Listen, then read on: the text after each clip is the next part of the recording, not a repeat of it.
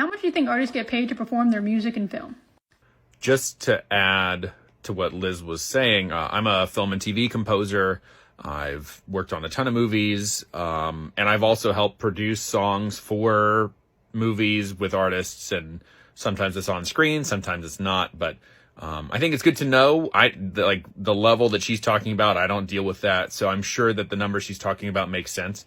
Something to consider, though, with the publishing side of things is sometimes those movies are spending a lot of money to get those songs over the finish line. So like when I've worked with artists on some of the movies I've done, a lot of times I'm doing a lot of the work because I'll work as almost a music supervisor and sometimes produce music for these artists. Sometimes, sometimes the artists are not able to get it over the finish line in the allotted amount of time for whatever reason. So there's been times where the licensing budget ends up going towards producing the song rather than giving that to the artist. And I think in those cases, if the movie commissions the song, if it gets them in front of people that are a new audience, maybe that gives them a lot of exposure and all this stuff, then talking about taking some of the publishing maybe makes sense. I don't get to keep publishing on all my scores. It's a point of negotiation.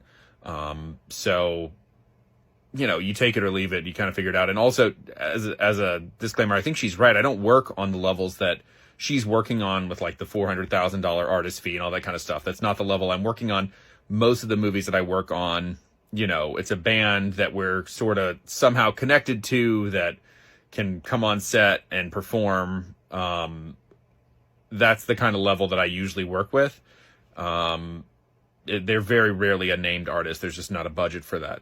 So, but a lot of times, it makes sense that that the film company is keeping some of the publishing if they're also kind of creating the situation. But I'll go check out Liz's stuff. Her stuff is great, especially if you're going to be working in the music industry or in the indie artist space. So cool, go check her out.